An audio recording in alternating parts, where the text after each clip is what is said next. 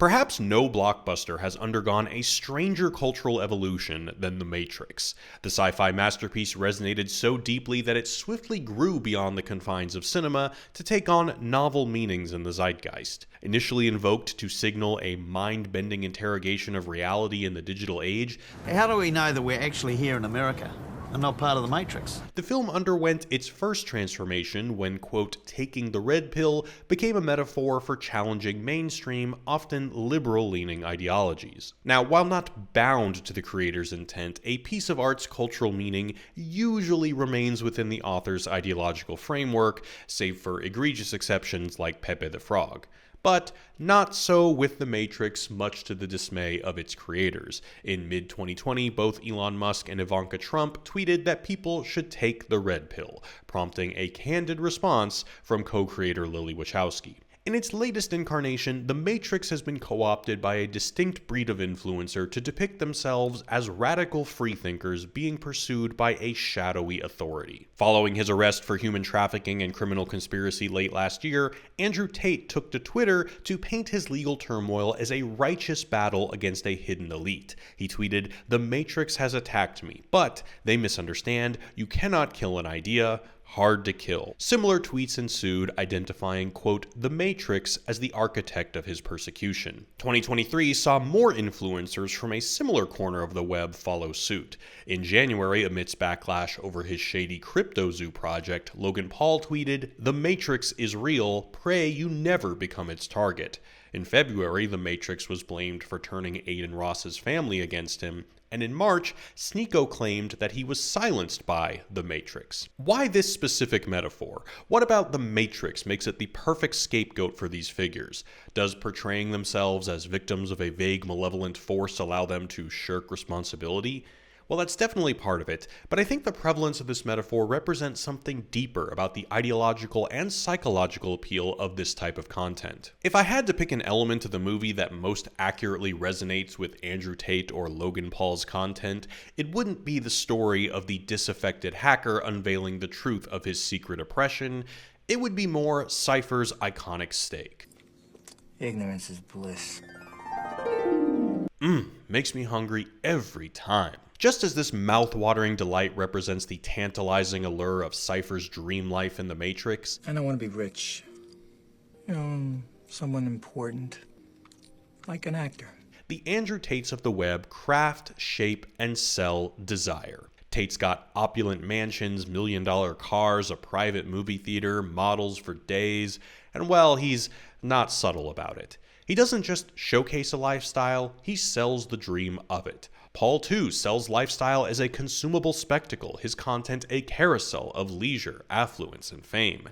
And it's no wonder this kind of content is king. Desire is an essential kernel of self and society. Your boy just dropped 40K on a presidential Rolex. The thing about peddling desire, though, is you're never just selling the aspiration to fulfill your fantasies. That's only half the product. You're also selling the barrier to achieve these fantasies. Because fantasy isn't always a fantasy of enjoyment, but a mythology of how enjoyment was lost. And The Matrix is the perfect impediment to justify why such enjoyment remains out of reach. To explain, we're going to dive into one of psychoanalytic theory's most prominent figures, and perhaps one of the most profound theorists of human subjectivity, Jacques Lacan. For Lacan, the human condition is fundamentally characterized by an eternal and impossible drive to satisfy desire. It's a paradoxical pursuit in which we desire to resolve desire itself by perpetually seeking something that is forever unreachable. Central to his theory is the concept of objet petit a,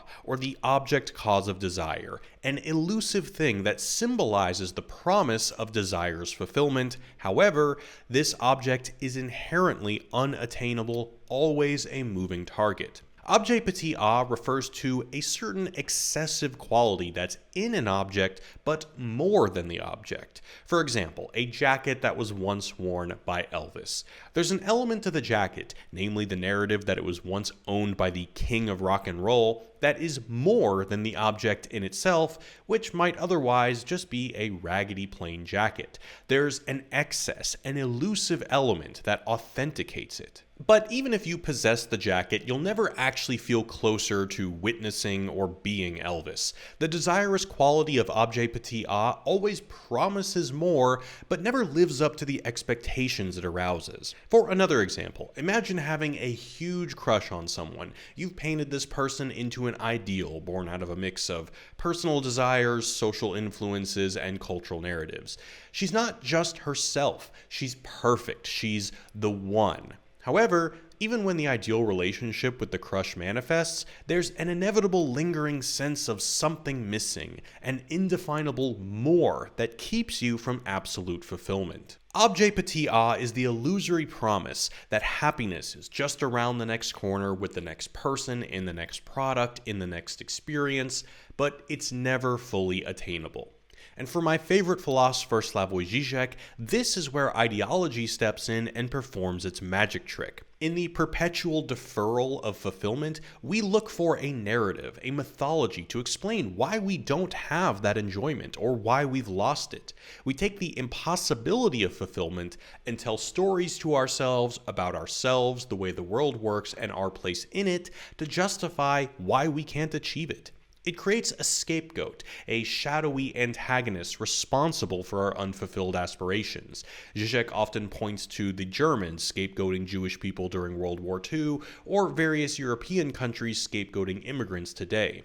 For Zizek, ideology conceals the reality that our desires cannot be fulfilled. And the Matrix is the perfect ideological scapegoat to justify why you're not living the Tate lifestyle. If ideology is telling stories to ourselves about forces that have stolen away the possibility of fulfilling our desire, then the Matrix is the quintessential symbol. Its premise of a world where machines subdue humanity with an illusion of reality offers a versatile metaphor for any controlling authority.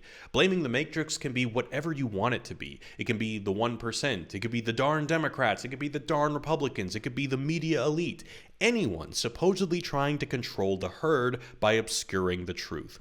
It invites people to project the loss of their enjoyment to whatever mythology best suits them. So while it may seem that the Matrix is an impediment to the functioning of Tate's or Paul's brand, it's actually a secret essential part of what makes it tick. It allows influencers to continuously sell desire while simultaneously selling custom-fit barriers to its fulfillment. So when 99.99% of Tate followers don't achieve the lifestyle he sells, they have a way to make sense as to why that feeds into their biases. But the Matrix is a potent symbol not just because it's a narrative of domination by a controlling elite.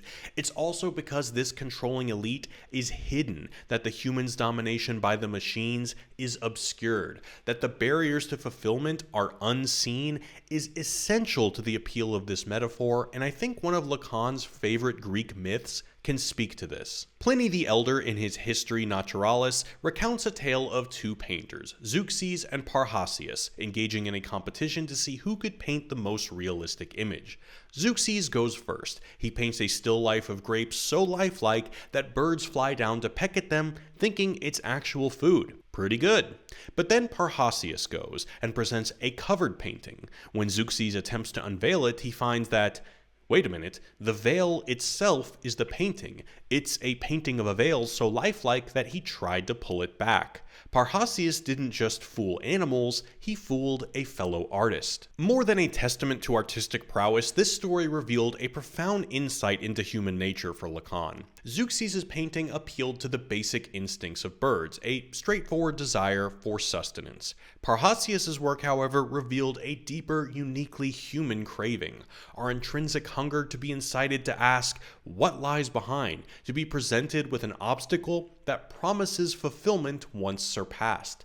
In Lacan's interpretation of the story, once Zeuxis realized it's a painting and not a veil, fulfilling the mystery posed by the image revealed itself as unattainable. The painting of the veil is a perfect example of how we constantly pursue objet petit a and never achieve fulfillment. This runs pretty deep in our psyche, as this myth can also illustrate the appeal of the immensely popular "is it cake" trend, where the fascination lies in uncovering what's beneath the surface of an object, whether what we see is an illusion.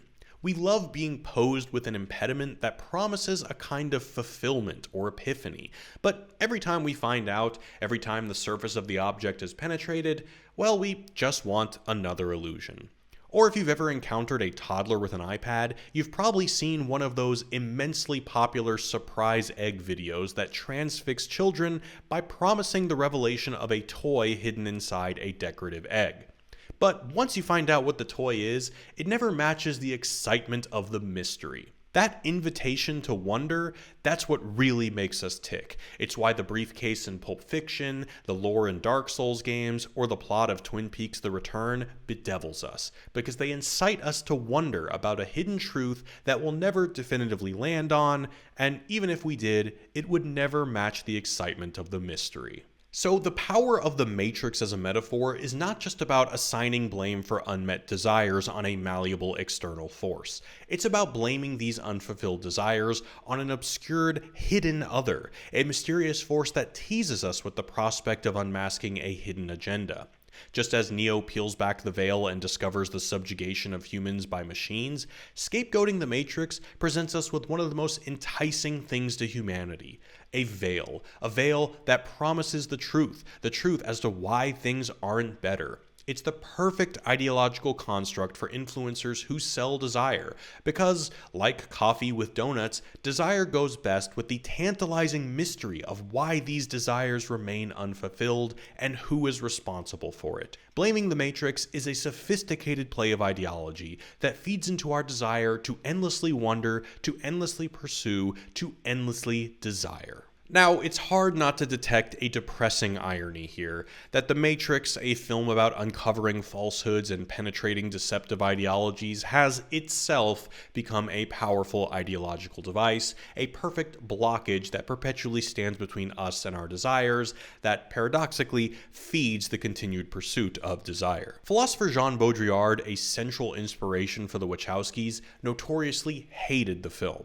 Upon seeing it, he remarked that it was the kind of movie The Matrix would make about itself. Perhaps he foresaw how it would become a tool for the very system it sought to critique, that seeking liberation through a medium that is itself a part of the entrapment could only ever produce a brand of liberation where, quote, peeling back the veil of ideology becomes the hottest new design of a line of veils. And maybe that's why the defeatism, cynicism, and self-hatred is palpable throughout The Matrix Resurrections, where the titular system of domination is unwittingly maintained by the creator of the, quote, Matrix trilogy, which in this version is Neo as a famous game designer, obviously standing in for Lana and/or Lily. While not a movie that I find many redeeming qualities in, I can respect it as a genuine cry of despair from Lana, who unknowingly created the cultural juggernaut that fed into everything she was trying to avoid, and enabled the very voices she was likely trying to warn against.